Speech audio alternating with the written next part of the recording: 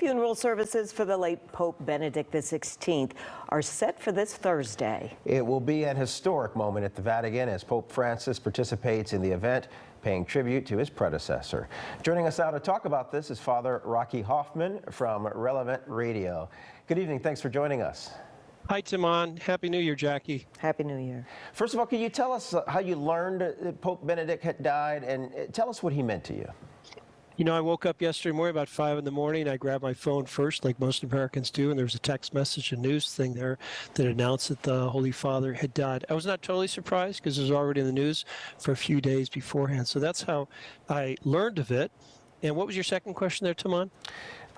Just tell us a little bit about what he meant to you. Well, I never knew him personally, although I met him once. I lived in Rome from 88 to 92 in the seminary. But I will always recall him as sort of the right-hand man of John Paul II. He was this theologian. So he was a priest, he was a theologian, then he became a bishop. He was a cardinal at a very young age. And in fact, he was one of the cardinals elected, John Paul II. And he wanted to retire a number of times, even during the pontificate of John Paul II, but the Pope said, I need you to hang on. And then the evening before he was elected as Pope in 2005, he used a phrase that I thought was really quite shocking. He was talking about the dictatorship of relativism. And when I heard him say that, I said, well, he doesn't want to be elected Pope.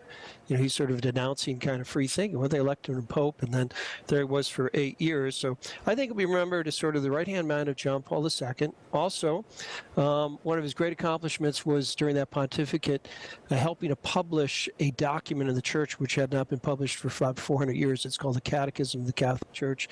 And then he wrote 3 books. It's a trilogy called Jesus of Nazareth. And of course, he's going to be remembered as the Pope who retired in modern times. It hasn't been for, I don't know, 600-700 years that a Pope had retired. Let's talk about the funeral. It is going to be very different, in fact, groundbreaking. What are some of the things that stand out for you? You're absolutely right about that. This is the first time I know of that a retired Pope will be buried by his successor. So 700 years ago, there was a Pope who retired, Celestine V, and it's not clear who celebrated his funeral. He was canonized as saint years later, but it was really kind of a tough end to his life. So this is unique. I don't think it's going to be as grand as the a funeral of John Paul II back in 2005 when like 3 million people came to Rome. I think it'll be more subdued.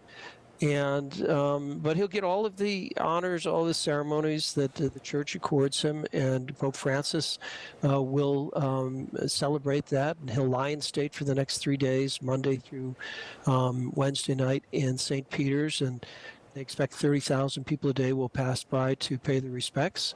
It's going to be very early in the morning. It's going to be 9:30 in the morning in Rome, so that's 2:30 a.m. here. We will broadcast it live on Relevant Radio, but I don't expect anybody's going to get up in the morning to watch it or view it. Maybe a few people will, but then it's always available on demand, as you know that.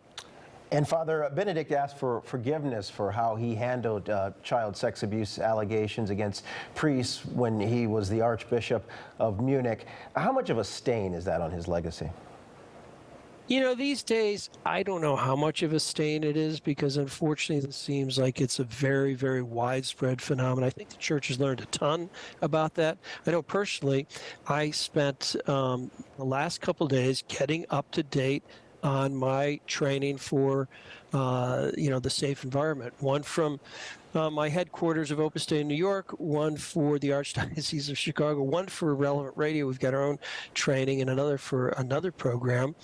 But I think, he made an honest admission there. He asked everyone to forgive him for mistakes he had made. He didn't name exactly what those mistakes were made, but this just came out yesterday.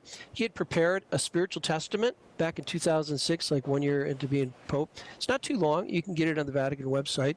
And mostly he's thanking God for his mother, his father, his brothers, his sisters, his friends, his compatriots in Germany. And then, he asks in one short paragraph for forgiveness if he's ever hurt anyone. And I think that's a good sign of humility.